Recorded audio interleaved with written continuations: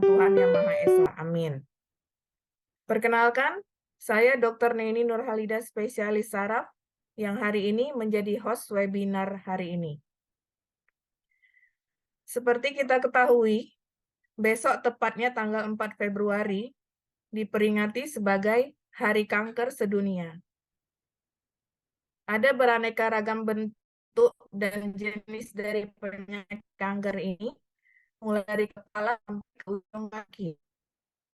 Hari ini, kami dari Perhimpunan Dokter Spesialis Saraf Neurologi Spesialis Saraf Indonesia Cabang Medan akan memberi pemahaman atau ilmu kepada Bapak Ibu, terkhusus kepada tumor otak.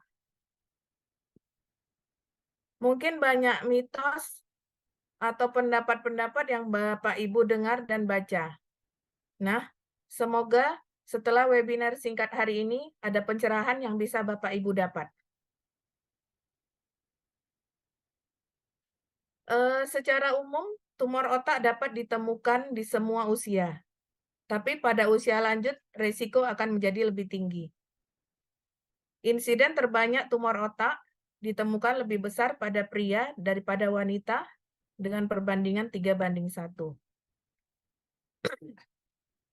Di webinar hari ini, ada 4 orang dokter yang akan saya perkenalkan dahulu.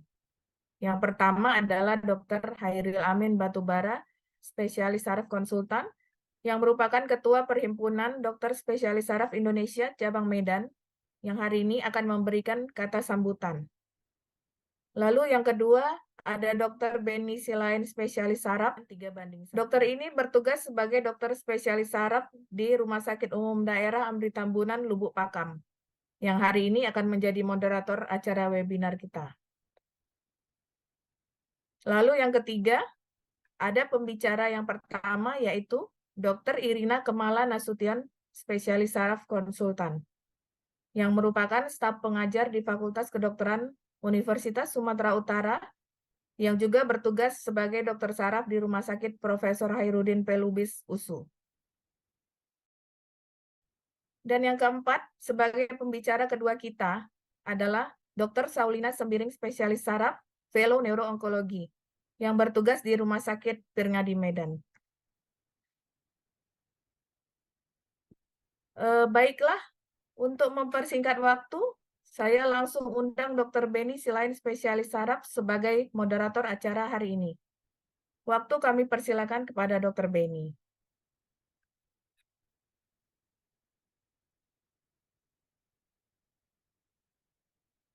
Dr. Beni mungkin masih unmute mic-nya, Dok. Mikrofonnya.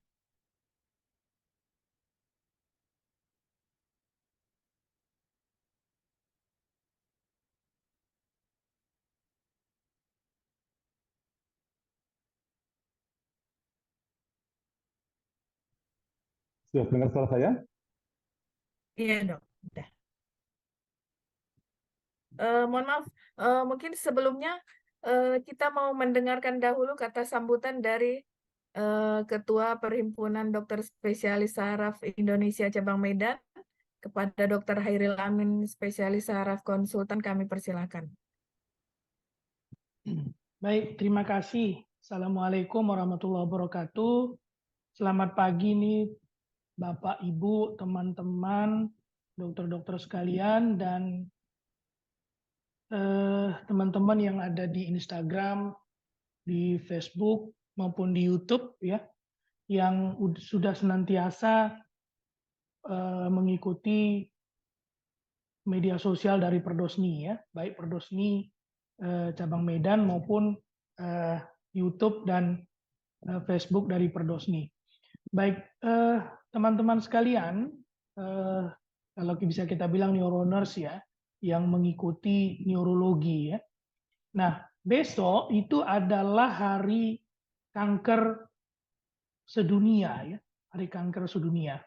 Jadi teman-teman tahu sekalian kalau kanker ini bisa di mana-mana, ya, bisa di otak, bisa di dada, bisa di semua tempat di tubuh kita ini. Nah, kita perlu menggiatkan media sosial ini supaya paradigma pola pikir teman-teman yang ada di Instagram dan media sosial lainnya itu bisa berubah ya. Kebanyakan orang-orang itu kalau dibilang kanker itu ditunda-tunda. Ya, ditunda-tunda sehingga sudah stadium 4, stadium yang berat, sudah menyebar kemana-mana kankernya, baru datang ke dokter. Ya, sehingga tata laksananya menjadi lambat, menjadi tidak maksimal ya. Padahal kalau dia awal datang, mungkin bisa sembuh ya. Tapi kalau udah nyebar kemana-mana, udah enggak bisa lagi disembuhkan ya. Jadi kalau sederhananya kan kanker ini prinsipnya ikan sepat, ikan gabus makin cepat makin bagus ya. Ya, ikan sepat, ikan lele makin cepat jangan bertele-tele. Jadi inilah makanya nanti sahabat kita Dr. Irina akan menjelaskan bagaimana deteksi dini tumor otak ya supaya jangan datang udah stadium 4. Kemudian Dr. Saulina akan menjelaskan tumor otak metastasis ya. Ini akibat yang udah ditunda-tunda ya. Ada kanker payudara ditunda-tunda, berobat dulu ke alternatif, habis puluhan juta, habis ratusan juta, tidak baik, udah nyebar ke otak baru datang ke medis ya. Akhirnya sudah terlambat. Nah, inilah tujuan kita melakukan pertemuan melakukan webinar pada pagi hari ini. Mudah-mudahan ini bisa bermanfaat bagi kita semua. Tadi dokter Neni kasih pantun, saya kasih pantun lagi. Makan jagung rebus pakai pindang gurami. Gaskan terus, kita tonton rame-rame. Mungkin demikian. Assalamualaikum Cakep. warahmatullahi wabarakatuh. Waalaikumsalam warahmatullahi wabarakatuh. Terima kasih Dr. Hairil Amin sebagai Ketua Perdosni Cabang Medan. Selanjutnya kita masuki acara inti. Kami serahkan kepada Dr. Beni Silain sebagai moderator. Foto dulu mungkin kita, dokter Neni. Oh iya, boleh dong.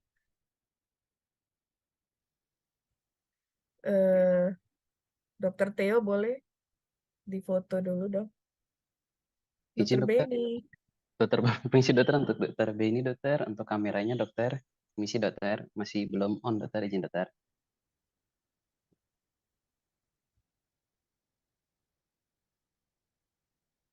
Sudah oke? Belum dokter, izin. Kameranya dok. Kameranya belum dong.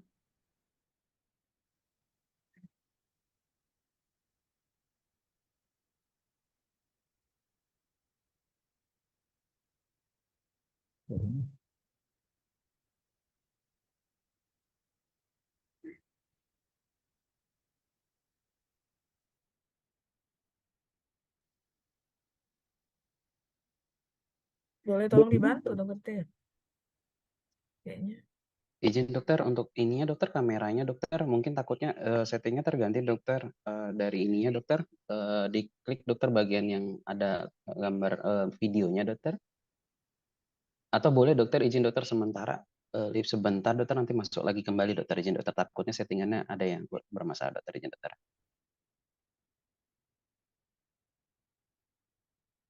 Jadi kanker otak ini, apalagi tumor otak metastasis, kalau dari yang saya baca, 80% akan ketemu dahulu di otak. Sementara primernya belum, tidak menunjukkan gejala. Oh, Dr. Beni sudah kembali, silakan. Sudah bisa Baik, dengar suara saya? sudah dokter, sudah terdengar dokter, terima kasih dokter. Izin dokter, permisi dokter, saya foto ya dokter. Izin dokter, 1, 2, 3. Satu lagi dokter, kalau boleh dokter, 1, 2, 3. Siap dokter, sudah dokter. Terima kasih Dr. Neni yang telah membuka acara tadi. Yang saya hormati Bapak Ketua Perdosni Cabang Medan, Dr. Hairil Amin Batubara, SPS Konsultan. Kedua pembicara kita, Dr. Irina Kemala Nasution, SPS Konsultan. Dr. Saulina Sembiring, SPS. Jadi, hari ini kita akan mulai acara kita. Selamat pagi pada Bapak, Ibu, dan sejawat sekalian, serta webinar pada hari ini. Pada pagi ini, Perdusni Cabang Medan akan melaksanakan webinar berkaitan dengan Hari Kanker Sedunia atau World Cancer Day. Pada hari ini telah hadir dua orang narasumber kita, yaitu Dr. Irna Kemala Nasution, MCAT Neo, SPNK, Dr. Salina Sembiring, MCAT Neo, SPN. Kita akan membahas tentang tumor otak. Sebelum kita memasuki webinar ini, saya akan membacakan kurikulum vitae kedua narasumber kita. Yang pertama, Dr. Irna Kemala Nasution, MCAT Neo, SPNK. Ya, Dr. Irna ini tamat dari FKUSU tahun 2005, kemudian menyelesaikan pendidikan spesialisnya tahun 2011, dan memperoleh brevet konsultannya pada tahun 2021. Beliau adalah seorang staf pengajar di Departemen Neurologi FKUSU dan bekerja di Rumah Sakit Profesor Hermite Lubis USU. Adapun topik yang dibawakan nanti adalah kenali tumor otak sejak dini. Pembicara kita yang kedua adalah Dr. Salina Sembiring, MCAT Neo, SPN. Dr. Salina tamat dari FKUSU tahun 2001, kemudian selesai pendidikan dokter spesialisnya tahun 2015, dan menyelesaikan Fellow Neuroonkologi tahun 2003 di RSCM, Rumah Sakit Kanker Darmais, Jakarta. Beliau akan membawakan topik mengenal lebih dekat tumor otak metastase. Baiklah Bapak Ibu sekalian, demikianlah tadi saya perkenalkan singkat kedua pembicara tadi. Kita akan segera mulai acara webinar ini. Saya persilahkan pada pembicara pertama untuk menyampaikan materinya. Silakan Dr. Irna. Terima kasih Dr. Benny. Oke, sahabat-sahabat atau neuroner semua sekalian.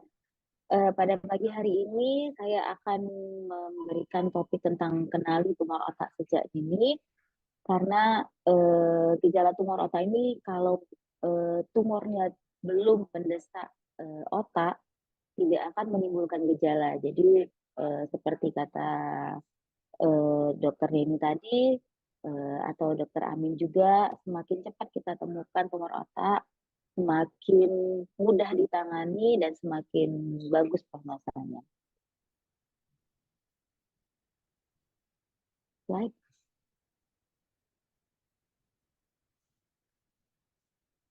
Jadi secara definisi tumor otak itu ialah lesi intrakranial yang terlokalisir di dalam tulang tengkorak yang menyebabkan peningkatan tekanan intrakranial. Jadi dia hanya terlokalisir di dalam tulang tengkorak. Sementara tumor otak primer ini adalah kelompok tumor yang berasal dari sistem saraf pusat dengan prognosis dan manajemen yang berbeda-beda. Jadi tergantung dari jenis tumornya apa, lokasinya di mana, itu membedakan prognosis dan juga manajemen yang akan dilakukan pada si pasien. Next. Secara insiden di Amerika Serikat sekitar 540.000 kematian akibat kanker per tahunnya, di mana tumor primer otak 20.000 kasus, setengahnya merupakan glioma malignan. Tumor primer otak anak memiliki prevalensi 22% dari seluruh kasus keganasan pada anak-anak. Insiden tahunan tumor otak 50 per 100.000 populasi, di mana tumor primer 15 per 100.000 populasi. Secara umum, sebagian besar tumor otak primer berasal dari sel glia. Insiden tumor otak di Amerika 21,42 kasus per 100.000 penduduk per tahun.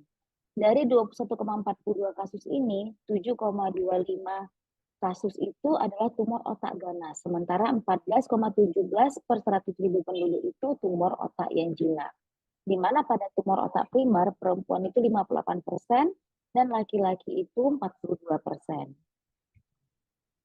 Data di Rumah Sakit Cipto Mangunkusumo menunjukkan astrositoma lebih banyak dibandingkan meningioma, yaitu kejadian astrositoma atau tumor sel glia ini 47%, sementara yang non-glia seperti meningioma 26%. Klasifikasi seluler tumor SSP menurut WHO dibagi menjadi dua, ada tumor glia dan tumor non-glia. Di mana tumor glia ini adalah tumor neuroepitelial, yaitu tumor yang berasal dari sel glia seperti astrositoma, oligodendroglioma, ependymoma, tumor parenkim pineal, dan sebagainya. Sementara tumor-tumor non-glia, yaitu tumor SSP lain berasal dari non-glia seperti tumor sela, tumor hematopoietik, germ sel tumor, meningioma, dan schwannoma. Secara etiologi, kalau dari genetik bisa disebabkan oleh adanya deviasi dari gen. Kemudian kongenital atau bawaan biasanya jenisnya seperti teratoma, kordoma, dan juga kalau umur biasa usia di bawah dari 20 tahun, tumor yang sering ialah pinealoma, medulloblastoma. Untuk usia-usia di atas 50 tahun biasanya paling sering adalah meningioma. Zat karsinogenik seperti hidrokarbon dan nitrosamin juga bisa menyebabkan terjadinya tumor otak, dan head injury atau trauma kepala, infeksi kepala, toksin, radiasi, dan virus juga bisa menjadi penyebab suatu tumor otak. Nah, ini menurut hukum Monro-Kelly. Hukum Monro-Kelly ini mengatakan bahwa jumlah total dari ketiga elemen, yaitu di otak kita ada 3 elemen penting. Yang pertama yaitu CSF volume atau volume dari cairan cerebrospinal, yaitu sekitar 150 ml, jadi sekitar 10%. Kemudian volume darah 150 ml juga sekitar 10%. Dan volume dari parenkim otak sebesar 1.400 ml atau 80%. Inilah dia ketiga elemen penting yang ada di otak. Jadi menurut hukum Monro-Kelly, jumlah total dari ketiga elemen tersebut selalu konstan. Dan setiap peningkatan volume dari salah satu elemen harus mengorbankan elemen yang lainnya.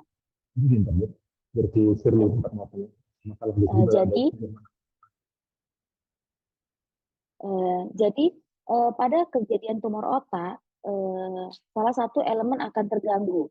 Pertumbuhan tumor ini akan mengkompresi jaringan otak yang menggantikan CSF dan darah, sehingga terjadilah peningkatan TIK.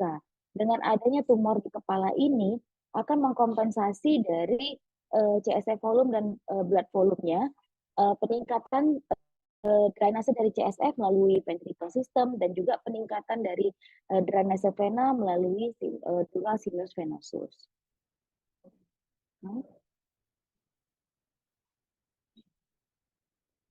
Ini dia gejala dan gejala dan tanda dari tumor otak. Yang pertama, gejala peningkatan tekanan intrakranial, yaitu nyeri kepala di daerah frontal ataupun oksipital. Nyeri kepalanya ini bersifat intermiten, tumpul dan berdenyut, disertai dengan muntah proyektil dan papil edema. Selanjutnya yang kedua, kejang. Dapat berupa kejang umum, yaitu kelonjotan, tonik-klonik, ataupun psikomotor, dan bisa juga kejang vokal, hanya pada tangan saja atau sebelah badan saja. Gejala sistemik yaitu penurunan berat badan, anoreksia, demam, nausea, pemual, dan juga vomit, muntah. Kemudian gejala disfungsi umum, bisa gangguan fungsi intelektual, perubahan mood dan kepribadian, dan juga sampai penurunan kesadaran bisa terjadi pada tumor otak. Sementara untuk gejala neurologi vokal, yaitu bisa afasia atau kesulitan dalam berbicara, diplopia, pandangan ganda, nistagmus, kelemahan wajah satu sisi seperti gangguan nervus 7, jadi bisa mulut mencong, wajah jatuh satu sisi, kemudian hemiparese atau kelemahan pada satu sisi tubuh, dan gangguan gait atau gangguan berjalan. Jadi pada saat pasien berjalan kita lihat kok agak miring atau agak terhuyung-huyung, itu bisa merupakan suatu gejala neurologi vokal. Nah, ini berdasarkan dari RSUP Suryadi Tirtonegoro, ini mereka menyimpulkan gejala-gejala tumor otak yang sering terjadi. Yang pertama sakit kepala, yang kemudian kejang, selanjutnya gangguan penglihatan, bisa diplopia, bisa buta, dan sebagainya. Kemudian gangguan emosi, gangguan memori, gangguan kesadaran, dan yang terakhir adalah kesulitan dalam berbicara. Diagnosis pada tumor otak ditegakkan pertama dengan anamnesa dan juga pemeriksaan fisik. Jadi anamnesa sangat penting, riwayat keluarga ditanyakan, penyakit yang pernah diderita, itu penting juga ditanyakan. Kemudian imaging, pemeriksaan histopatologi, Kemudian pemeriksaan biomarker tumor, dan yang terakhir kita simpulkan sebagai diagnosisnya. Kita tegakkan sebagai diagnosis tumor otaknya. Next. Pemeriksaan imaging pada tumor otak bisa kita lakukan MRI kepala dengan kontras, CT scan kepala dengan kontras, dan CT scan kepala. Tetapi yang merupakan gold standar untuk tumor otak adalah MRI kepala dengan kontras. Tata laksana. Sebagai terapi definit dari tumor otak, yang pertama adalah surgery atau operasi. Bisa dilakukan biopsi saja, karena mungkin lokasi terlalu jauh, dan juga mungkin kalau dilakukan reseksi akan membahayakan atau mengancam hidup. Jadi cukup dilakukan biopsi saja, ataupun reseksi, baik total ataupun subtotal resection. Kemudian radiasi, bisa external beam, synthetic radiosurgery, heavy particles, brachytherapy. Dan yang terakhir kemoterapi. Nah, ini semua tergantung dari diagnosis kita, apakah tumor ini tumor glia ataupun non glia. Dan yang glia pun apa? Apakah astrositoma, meningioma, dan sebagainya. Karena masing-masing tumor memiliki sensitivitas terhadap radiasi dan kemoterapi yang berbeda-beda. Jadi ada tumor yang hanya sensitif terhadap radiasi, tidak dengan kemoterapi, ada yang dua-duanya bisa, ada yang hanya kemoterapi saja tapi tidak sensitif terhadap radiasi. Next. Dan yang terakhir adalah supportive terapi. Supportive terapi ini kita berikan untuk memperbaiki kualitas hidup. Jadi hanya untuk mengurangi gejala-gejala yang muncul pada pasien dengan tumor otak, bukan untuk menyembuhkan dari tumor otak. Kita bisa berikan NSAID, bisa seperti ibuprofen, asam mefenamat untuk mengurangi nyeri kepala. Kemudian analgesik, bisa analgesik yang opioid seperti tramadol dan sebagainya. Ataupun morfin, kalau memang nyerinya sangat hebat, bisa kita berikan golongan-golongan morfin. Kemudian steroid, kita bisa untuk mengurangi edema di kepala, bisa kita berikan steroid, methylprednisolon, dexamethasone, dan sebagainya. Kemudian obat-obat kejang, kalau muncul kejang, kita berikan obat-obat kejang, anti kejang seperti phenytoin, carbamazepine, levetiracetam, dan sebagainya. Tergantung juga dengan jenis tumornya mana yang sensitif dengan obat-obat anti kejang. Kemudian antiemetik untuk pasien-pasien dengan yang muntah, mual, hebat bisa kita berikan.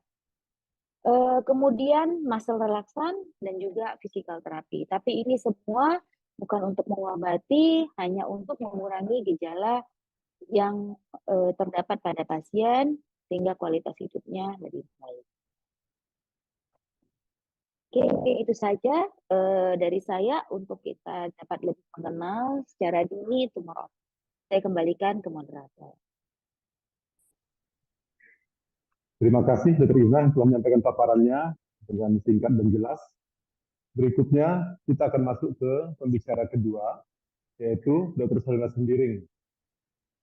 Nanti akan membawakan topik tentang mengenal lebih dekat tumor otak metastase. Pak Dr. Salina Sembiring, kami berikan waktu untuk presentasinya. Silakan dokter. Terima kasih buat Dr. Benny. Nah, buat kesempatan yang diberikan bagi saya untuk di webinar ini, topik yang saya bicarakan adalah mengenal lebih. Tolong slide-nya ditampilkan.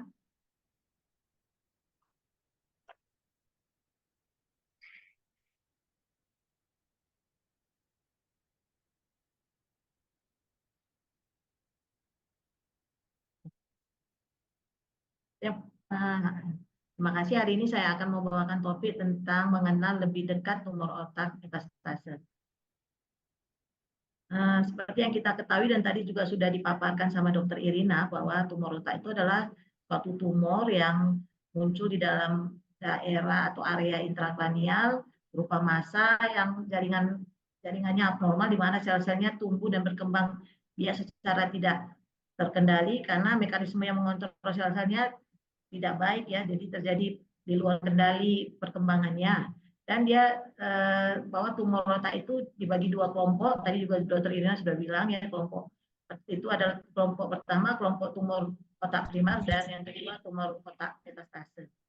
Nah, tumor otak metastase ini merupakan komplikasi yang paling umum dari semua jenis kanker dan jenis tumor otak. Jadi sebenarnya 10 sampai 26% itu dari pasien yang meninggal dengan diagnosa kanker itu rata-rata ternyata sudah metastase ke otak. Selanjutnya.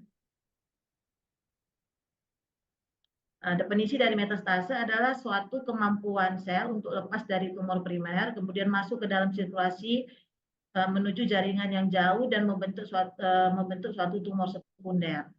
Ya, jadi sel metastase ini akan meninggalkan tumor primernya dengan kemampuan dia untuk melepaskan diri, bersirkulasi, dan menginvasi, akan membentuk suatu tumor lagi yang disebut dengan tumor sekunder. Nah, tumor otak metastase ini atau ada juga literatur mengatakan bahwa tumor otak metastase itu adalah tumor yang muncul dari tempat lain dari tubuh kita, bisa seperti di payudara, paru-paru, dan lain-lain, yang bermigrasi ke otak, dan biasanya itu melalui aliran darah ya. Nanti saya akan terangkan di patofisiologinya ya. Terus dan sampai sekarang tumor metastase itu adalah dianggap sebagai kanker dan sangat bersifat ganas. Selanjutnya. Ini epidemiologi ya. Jadi tumor otak metastase itu sebenarnya penyebab terbanyak dari tumor ganas susunan saraf pusat. Bahkan dia lebih besar 4 kali daripada tumor primer. Dan hampir 20-40% pasien kanker mau dimanapun itu dia metastasenya ke otak. Ya, selain itu frekuensi dari tumor metastase atau bermetastase ini meningkat seiring dengan peningkatan dari kelangsungan hidup secara keseluruhan atau overall survival pada pasien kanker disebabkan karena terdeteksi dini yang dengan gold standard tadi kata dokter ini dengan MRI.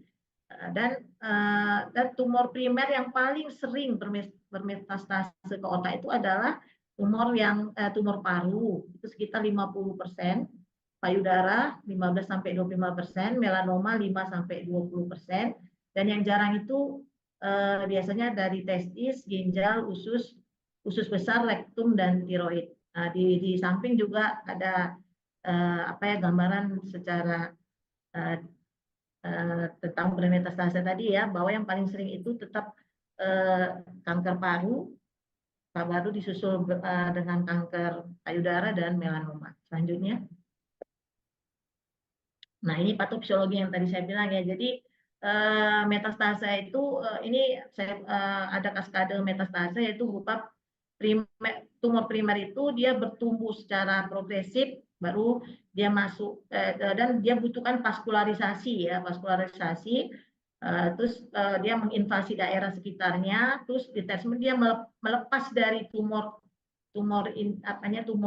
primernya, terus dia akan masuk ke pembuluh darah atau intravasasi, bertahan di dalam sirkulasi, terus dia melakukan adherence, terus keluar dia dari pembuluh darah, baru masuk dia ke host atau di mana tempat yang paling dia sukai di situ. Nah, dia akan tumbuh lebih besar lagi, dia akan tumbuh progresif lagi di tempat yang baru. Oke, selanjutnya. Nah, ini sama ya. Jadi ini ada tumor primer, dia bervaskularisasi karena dia harus makan, makanannya dengan melalui vaskularisasi ya. Terus detachment dia lepas, baru masuk ke pembuluh darah atau intravasasi di dalam sirkulasi darah, terus dia melakukan adhesi di dinding pembuluh darah, terus dia keluar dengan ekstravasasi dan tumbuh di tempat lain. Oke, selanjutnya. Nah, ini tumor-tumor apa aja yang paling sering ke otak itu. Ini juga dari penelitian Martin TA dan yang lainnya itu, bahwa tetap juga dengan tumor sering itu adalah kanker paru, kanker payudara, melanoma, renal, sama colorectal cancer. Oke, selanjutnya. Slide selanjutnya.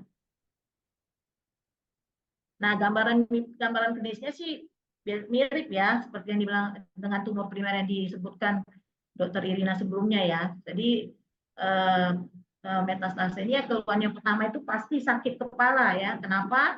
Karena ruang lingkup intrakranial itu tidak bisa membesar, sedangkan muncul volume baru, ada tambahan massa. Jadi sinyal yang pertama itu adalah sakit kepala. Jadi setiap kali pasien dengan keluhan sakit kepala, dengan ada tanpa ada atau tidak ada tumor primernya kita atau usianya juga sudah lanjut atau dengan anamnesa entah memakai pemakaian KB atau yang lain itu kita berpikir itu atau perempuan tuh biasanya itu kemungkinan besar mengarah ke tumor gitu ya. Jadi keluhan yang lain paling sering itu juga adalah kejang ya atau defisit neurologis vokal yang seperti tadi dibilang Dokter Irina dan yang lemas sebelah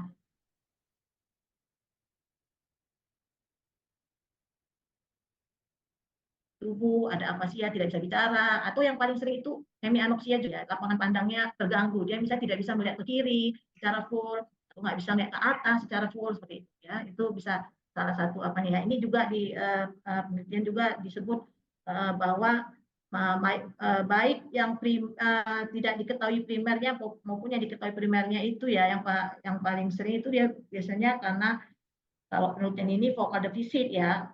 Pada visi itu dari 78-64 orang menunjukkan misalnya kayak endiparesia, afasia, atau yang tadi yang paling sering itu gangguan pandangan mata ya, lapangan pandang mata gitu ya. Selanjutnya, slide selanjutnya.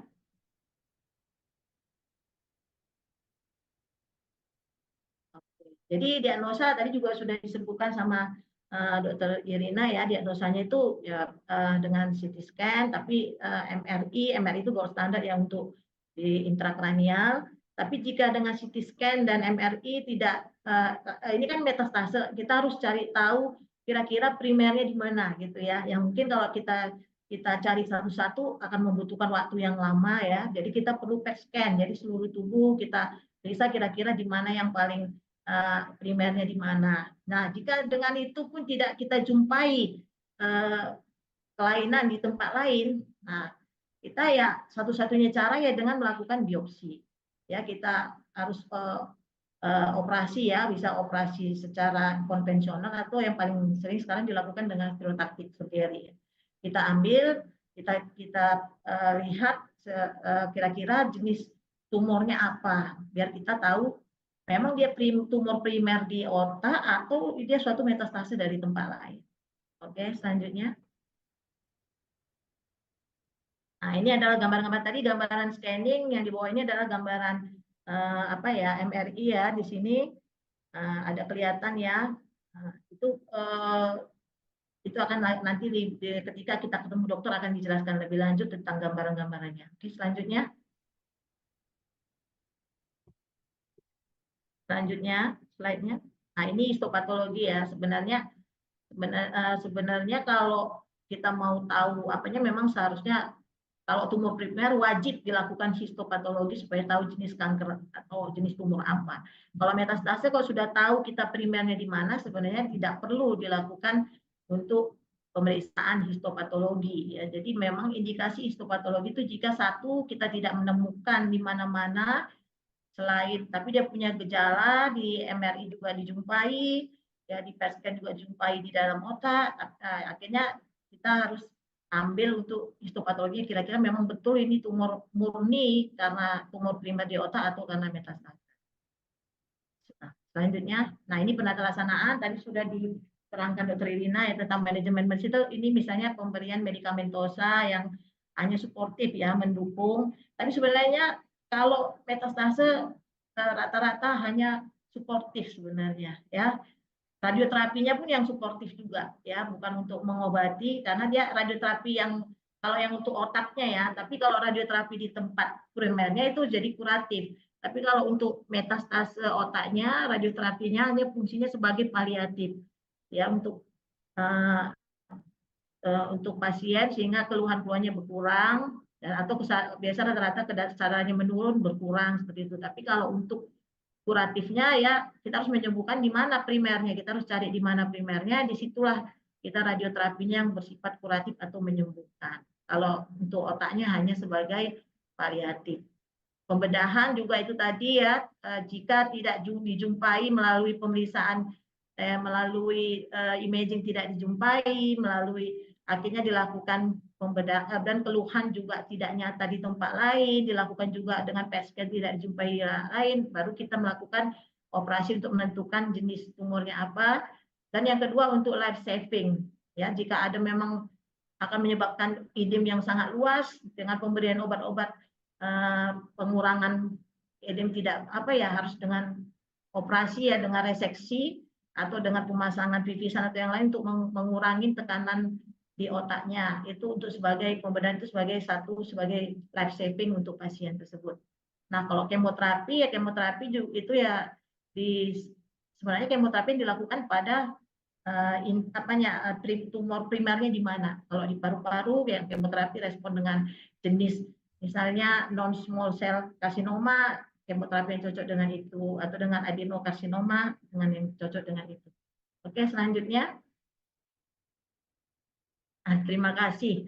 Sebenarnya ada edukasi ya. Sebenarnya saya mau bilang bahwa ini kan paling sering dari penelitian itu adalah tumor paru ya. Jadi untuk mencegah metastase, edukasi untuk kita yang awam ini yang pertama itu pola hidup yang baik ya, dengan makanan ya, dengan olahraga, aktivitas yang baik ya. Yang kedua bisa dengan menghindari rokok ya, karena paling sering biasanya kan baik perokok pasif maupun perokok aktif ya, karena paling sering dari paru-paru ya.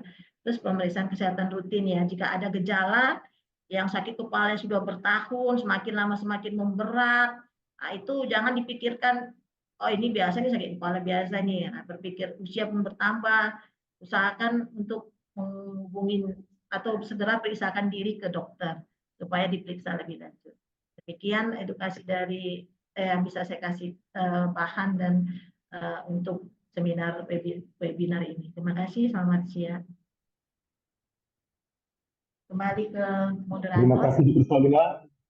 Terima kasih Bu Solina yang telah menyampaikan paparannya dengan cukup sangat jelas ya tentang tumor otak metastasis tadi. Jadi sekarang kita masuk untuk sesi diskusi. Jadi Dr. Irina dan Dr. Solina, ini ada beberapa pertanyaan mungkin yang akan saya sampaikan untuk kedua narasumber kita ya. Mungkin ini paling utama untuk hal edukasi ke masyarakat awam. Ya. Jadi pertama pertanyaan untuk Dr. Irina. Ya. Di sini ada pertanyaan, apakah ada peningkatan insiden tumor otak dari tahun ke tahun, baik pada orang dewasa atau pada pasien-pasien anak, terutama di Indonesia ini. Jadi mereka bertanya, apakah ada meningkatkah insidennya dari tahun ke tahun? Apa angkanya tetap sama saja dari tahun ke tahun? Baru yang kedua, apakah ada pengaruh pola makan atau gaya hidup terhadap insiden tumor otak ini? Silahkan Dr. Irina. Terima kasih atas pertanyaannya.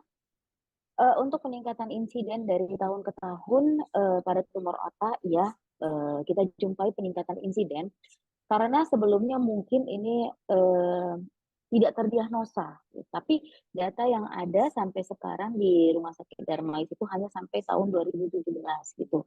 Untuk sampai data terbaru sampai 2023 belum ada, tetapi sampai tahun 2017 itu memang tumor otak mengalami peningkatan.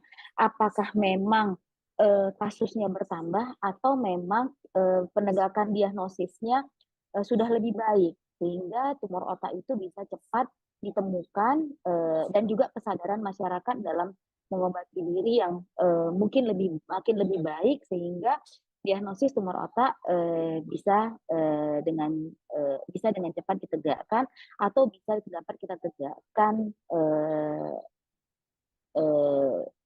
karena kesadaran pasien untuk memeriksakan diri. Kalau insiden iya memang meningkat. Untuk pola hidup sampai sekarang sih kalau pola hidup untuk tumor primer di otak belum ada hubungannya gitu. Mungkin kalau untuk tumor metastase dari tempat lain habis itu ke otak, pola hidup mungkin berpengaruh. Kalau tumor otak sendiri masih berkutat pada yang untuk yang primer ya, masih berkutat pada genetik, kemudian kongenital gitu, bukan suatu gaya hidup, dan juga seperti zat-zat karsinogenik itu masih merupakan penyebab pasti juga tidak, tapi menyebabkan suatu etiologi dari tumor otak. Mungkin itu yang bisa saya sampaikan, Dr. Beni. Terima kasih. Artinya hingga saat ini mungkin pola hidup belum ada korelasinya dengan tumor otak primer. Tapi mungkin lebih berkaitan Secara dengan faktor-faktor intrinsik misalnya. Ya, karena maksudnya makin banyak tingkat peningkatan bisa dari karena pemeriksaannya yang langsung cepat ya, dengan atau yang kedua itu dia overall survivornya lebih tinggi ya, jadi dia lebih lebih apa ya, lebih panjang hidupnya daripada kalau tanpa dilakukan dilakukan terapi sama pasiennya gitu, maksudnya pengobatan. Jadi semua biasanya melalui mau kemoterapi, radioterapi itu tetap ada harapan hidupnya akan overall survivornya akan lebih tinggi daripada yang tanpa diobati. Contoh saja kayak leptomeningeal itu paling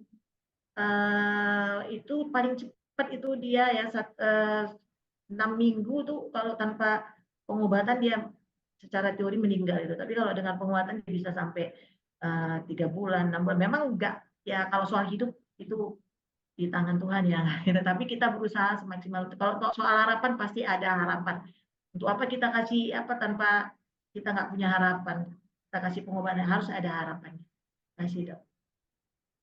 Ya, jadi tadi gejala tumor otak primer dan metastase itu hampir sama saja secara umum, ya.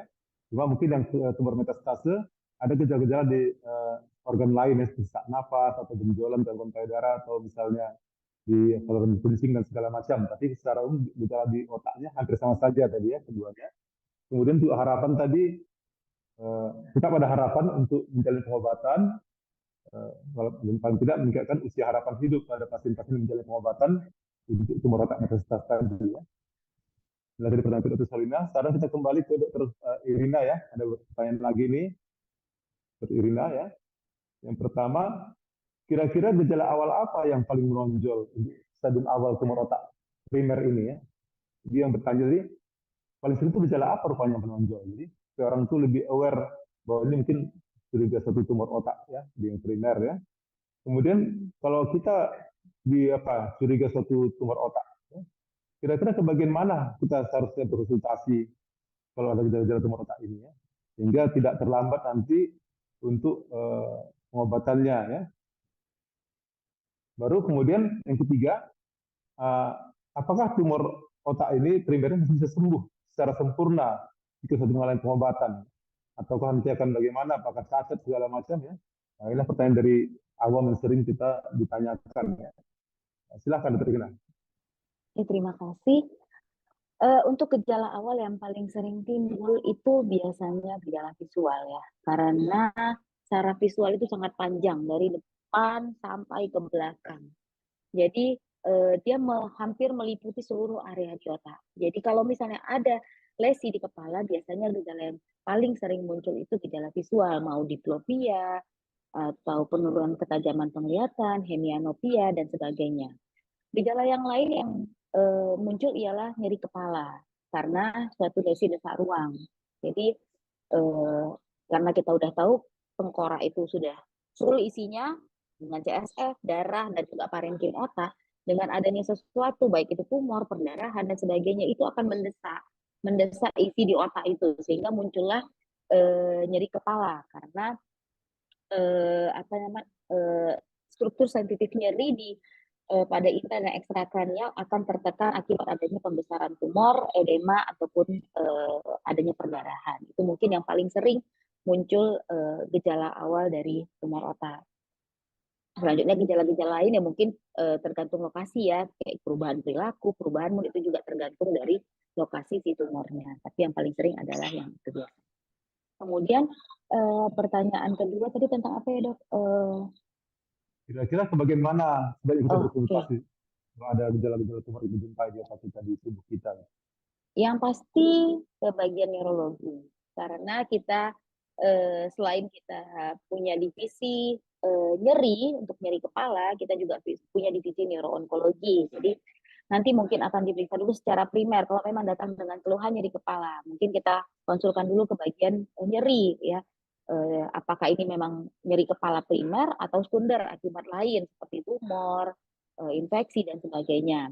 Kalau memang ternyata bukan nyeri kepala primer, bisa di-refer ke onkologi, tergantung juga nanti kan ada gejala-gejala yang muncul bagaimana, apakah sesuai dengan primer atau tidak. Kemudian ada gejala tambahan yang lain, tapi sebaiknya periksakan diri ke bagian neurologi. Selanjutnya yang ketiga, apa tadi ya dok? Apakah tumor otak primer ini bisa sembuh sempurna dia kalau sudah diobatin dari penglihatan? Oke. Kalau kesembuhan, kalau untuk tumor otak primer seperti glioblastoma atau high grade glioma itu kesembuhannya sangat kecil ya. Jadi tergantung jenisnya, tergantung lokasinya, dan tergantung penanganannya. Kalau dipenangani secara baik ya tergantung jenisnya. Kalau jenisnya yang ganas, untuk sembuh secara sempurna ya tidak mungkin. Tapi kalau untuk yang jinak seperti meningioma, banyak yang jinak itu bisa sembuh, bukan sembuh ya. Kalau tumor ini nggak ada istilah sembuh, bisa jadi dia recurrent, tapi angka hidupnya lebih baik. Tapi untuk yang ganas dengan lokasi yang juga tumor-tumor dengan lokasi yang sensitif seperti di batang otak, mungkin untuk kesembuhannya secara prognosisnya secara baik itu tidak bisa kita temukan. Itu mungkin itu saja dokter Beni dari saya. Baiklah, mungkin tadi kira-kira bisa simpulkan kalau pada gejala tumor otak primer ini kita harus waspadai ada gejala-gejala visual ya, seperti misalnya penglihatan ganda, penglihatannya kabur atau matanya juling ya. Jadi mungkin tercurigai ya. Kemudian kalau muncul gejala seperti nyeri kepala, nanti akan diperiksa secara detail apakah itu nyeri kepala itu memang primer ya, apa tanpa ada kelainan di otak atau ada juga nanti kelainan dalam otaknya ya. Kemudian sebaiknya kalau ada gejala dijumpai kita bisa berkonsultasi ke bagian neurologi ya, penyakit saraf untuk diperiksa secara lebih detail nanti untuk menyingkirkan atau memastikan apakah ada tumor otak yang kita terima tadi ya. Kemudian kita masuk ke pertanyaan berikut, Dr. Saulina ya. Di sini ada pertanyaan, apakah tumor otak sendiri bisa menyebar ke organ lain di luar otak ya? Apakah tumor otak bisa menyebar ke organ lain di luar otak? Karena sering selama ini kan dari luar organ lain luar otak yang menyebar ke otak ya. Apakah bisa?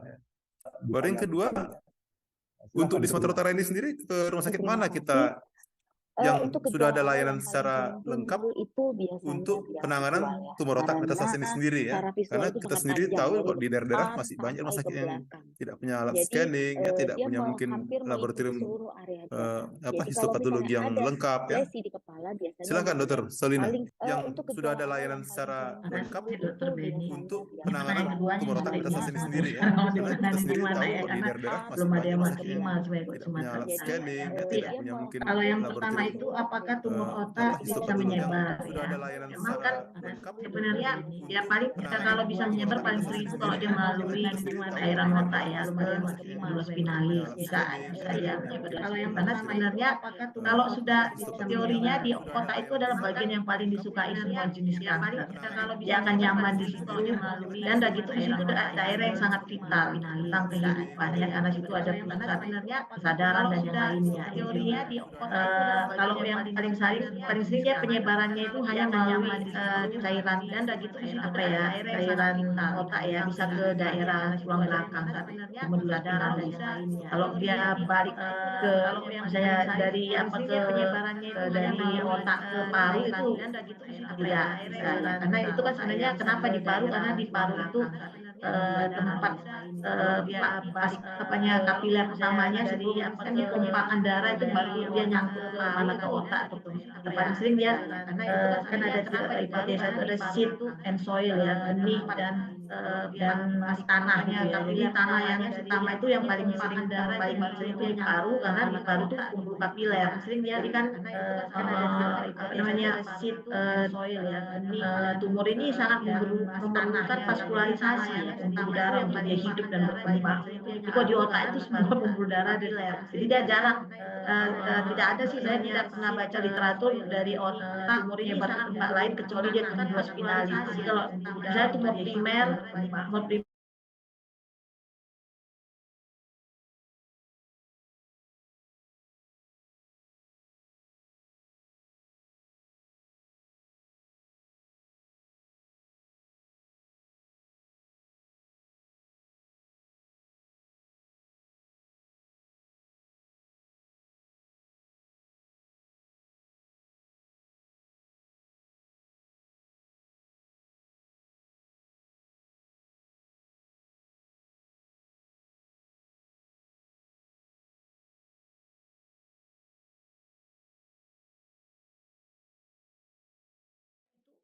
memang nggak ada indikasi apa untuk life savingnya, atau memang sama sekali kita nggak tahu di mana primernya, baru kita lakukan operasi. Kenapa? Apalagi kalau yang nggak solid, penyebarannya akan sangat besar kalau kita operasi, akan memperpendek tanda kutip usia pasien, sama sekali penyebarannya akan lebih tinggi gitu. Jadi baru kita memang kalau metastase yang indikasi operasi itu kalau yang itu tadi kita nggak tahu memang di mana primernya, untuk life savingnya, tanda kehidupannya, ya itu boleh kita lakukan karena dia memang otak itu kalau metastase itu variatif. Ada juga memang tumor murni ya, PNCL, nah itu kan murni di otak primer dengan limfom gitu ya kan. Biasanya kan limfoma kan di tempat lain ya, tapi ada yang primer dia di otak itu ya. Nah itu jelek kalau misalnya memang tumor murni ya, itu sangat sulit negakkannya karena banyak lagi pemisahan-pemisahan yang lain yang harus dilakukan gitu ya kan. Biasanya kan jadi prinsipnya tapi ada yang kalau soal di Sumatera Utara yang saat ini PET scan kayaknya belum ada di Sumatera Utara, itu sangat sulit negakkannya karena banyak. Jadi kalau histopatologi mungkin ada di Sumatera Utara, di Medan khususnya pasti ada ya misalnya histopatologi, tapi kalau PET scan sampai saat ini saya belum ada info ada PET scan ya. Biasanya di Jakarta pun cuma ada di apa ya, di mungkin ada di Sumatera dan Mais PET scan pasti ada ya, RSCM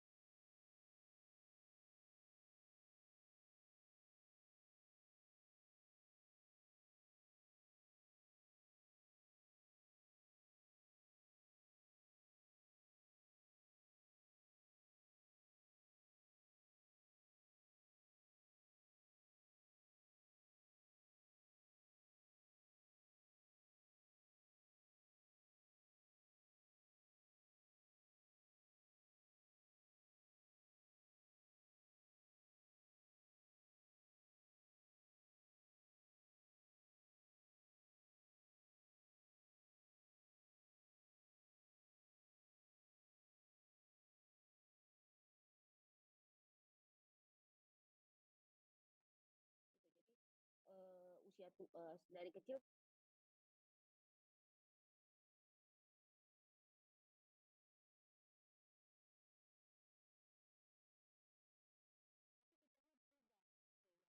tadinya kelonjotan seluruh tubuh terus berubah menjadi hanya di tangan saja gitu.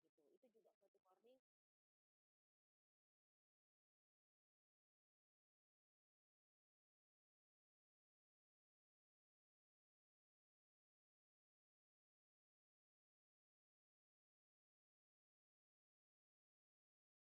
yang kedua ada perubahan dari bentuk kejang yang lain. Mungkin itu saja dari saya, Dr. Nelly. Kalau untuk pengobatan tradisional, kalau dari saya ya, kalau untuk lesi intrakranial, namanya lesi desah ruang, namanya dia mendesah otak, artinya benda itu harus kita keluarkan atau benda itu harus kita kecilkan gitu. Saya rasa obat-obat tradisional itu belum bisa untuk melakukan hal tersebut gitu. Itu saja mungkin dari saya, Dr. Neni. Terima kasih. Obat-obat tradisional itu Mungkin terima kasih Dokter Irina. Dokter Saulina, Dok. untuk melakukan Kalau hal tersebut. saya gejala yang paling sering ya. Mungkin dari Nah, saya. tadi kan memang kalau namanya metastase kan biasanya sih tumornya Mungkin nggak satu, terima kasih jarang, Dokter tapi Irina. banyak. Dokter Gitu. Tapi Saulina, paling Dok. sering itu yang pertama itu saya sakit kepala dan perubahan mata tadi ya, pandangan ganda biasanya sih, pandangan ganda atau dia nggak bisa melihatnya nggak diri ke arah Dokter mana, Irina, banyak. Dokter Itu terus paling sering kuat itu sakit kepala karena kan ada peninggian jantung itu kan ada tiga yang paling sakit mata tadi ya, pandangan ganda biasanya ya, pandangan ganda atau dia nggak bisa melihatnya diri ke arah mana, terus ada apa ya, paling sering kuat itu sakit kepala karena kan ada sakit kepala ya, terus itulah gejala-gejala untuk sakit mata tadi ya, intrakranial muntah ya, muter proyek muntah yang tanpa ada mual yang menyembur, terus ada apa ya, kalau di rumah kalau kita muntah ya, itulah gejala-gejala untuk namanya sakit muntah ya, misalnya proyek muntah yang tanpa terus sakit kepala tadi ya, terus-terusan dengan makan obat awalnya dia respon dengan makan obat, tapi kan seiring besarnya tumornya kan pasti nggak akan lupa lagi dengan obat, tapi akan tetap apa atau dia sakit kepala tadi ya, kepalanya pagi hari atau kalau bersih dia tambah sakit awalnya dia Izin dokter, dokter, tapi kan seiring besarnya dokter, izin dok, suara dokter double dokter, ada device dokter yang nyala dokter, izin dokter. Apa atau dia sakit kepala tadi ya, kepalanya pagi hari atau kalau bersih dia tambah sakit awalnya dia Izin dokter, dokter, izin dok, suara dokter Halo? dokter, ada izin dokter, diperbaiki dokter, terima kasih dokter. Atau dia sakit kepala tadi ya, kepalanya pagi hari. Tadi sampai mana nggak kedengeran ya?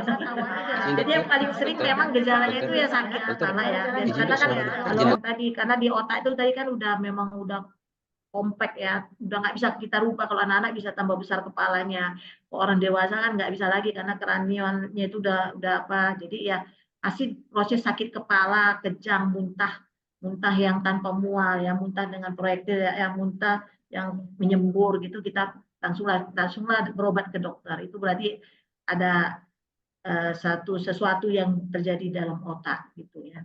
Itulah gejala yang penting yang harus dari dini kita harus tahu ya. Atau seperti sakit kepala yang bertambah progresif ya, awalnya bisa dengan makan Panadol ya kan, terus makan itu bisa langsung hilang sampai 6 jam ya kan, terus lama-lama makan Panadol setengah jam pun sakit lagi kepalanya, udah tambah dengan yang lain juga nggak mempan, mau obat apa juga nggak mempan. Nah, terus pagi-pagi sering sakit kepala ya, bersin sakit kepala, itu kita curiga ada sesuatu di dalam otak, ada tumor atau apa di dalam otak ya.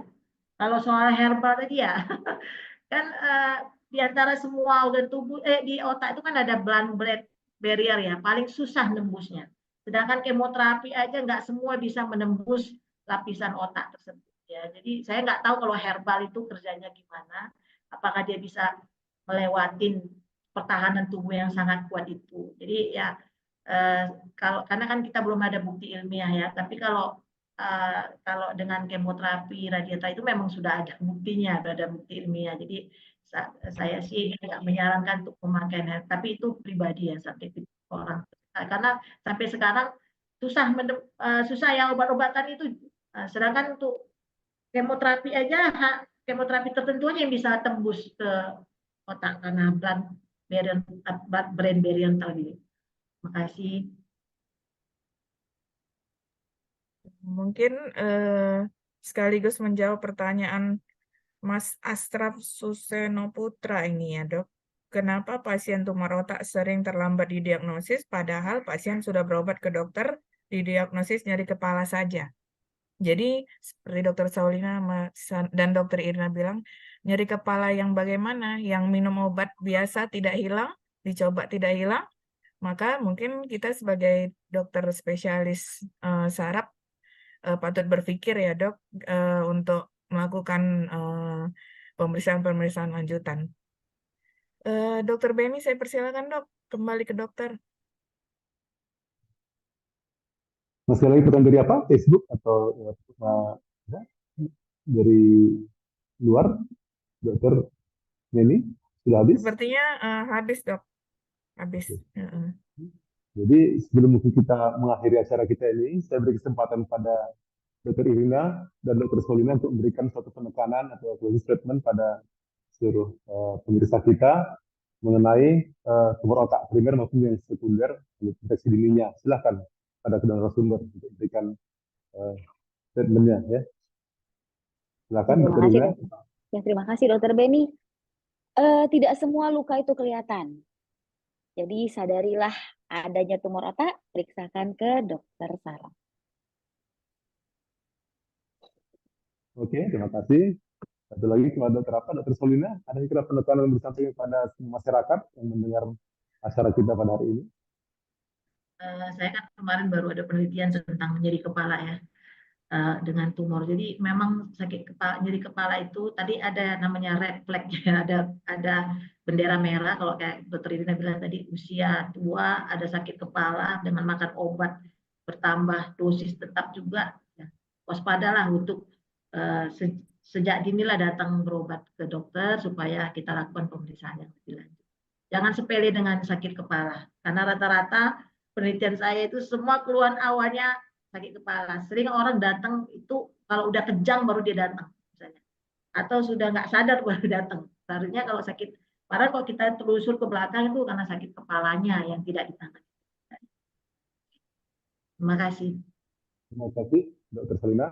Jadi pada Bapak Ibu, para pemirsa sekalian, pada hari ini kita sudah mengakhiri webinar kita. Yang perlu kita tekankan adalah kita perlu mengenal secara dini gejala tumor otak ini, baik yang primer maupun sekunder ya. Bisa berupa nyeri kepala, gangguan penglihatan, muntah yang proyektil ya, ataupun kejang, baik kejang yang menyeluruh ataupun kejangnya yang parsial ke sebagian anggota tubuh. Apalagi ada dijumpai perubahan pola kejang. Mungkin selama ini mungkin dia kejang umum, berubah jadi kejang parsial, atau kejang yang timbul di usia-usia yang lebih tua ya. Ini juga bagi yang orang yang menderita suatu kanker di organ tubuh di luar otak, itu harus waspada ada penyebaran ke organ otak jika dijumpai gejala-gejala nyeri kepala atau gejala tadi dijumpai. Oke. Terima kasih saya pun pada seluruh kedua narasumber yang telah memberikan penjelasan sangat baik pada hari ini. Terima kasih segala waktunya dan juga kepada Bapak Ketua Perdosi dan seluruh panitia yang sudah bekerja menyiapkan acara kita ini. Dengan saya kembalikan kepada host untuk melanjutkan acara ini. Silakan Dr. Neni. Terima kasih Dokter Beni. Jadi saya mau menyampaikan 3 pantun lagi ini terakhir. Yang pertama, yang paling topik hari ini adalah ikan sepat, ikan gabus. Makin cepat, makin bagus. Nyeri kepala kejang yang berulang-ulang tak bisa diobati, cepat ke dokter neurologi. Periksakan diri Bapak Ibu. Lalu yang kedua, siang hari makan kuaci. Makan bareng sama Ibu Asi. Cakep. Cukup sekian acara hari ini. Saya ucapkan banyak terima kasih. Yang terakhir, bunga mekar di perbukitan, sawah luas di pedesaan. Cakep. Terima kasih untuk perhatian. Mohon maaf untuk kesalahan. Terima kasih Bapak Ibu para hadirin semuanya. Semoga kita dalam keadaan sehat. Kita akan berjumpa di webinar awam Perdosni berikutnya. Terima kasih pada pembicara, kepada moderator, kepada tim panitia. Wabillahi taufiq wal hidayah. Wassalamualaikum warahmatullahi wabarakatuh. Izin dok. Waalaikumsalam. Izin dok. Izin dok, baik dok. Terima kasih ya. Iya.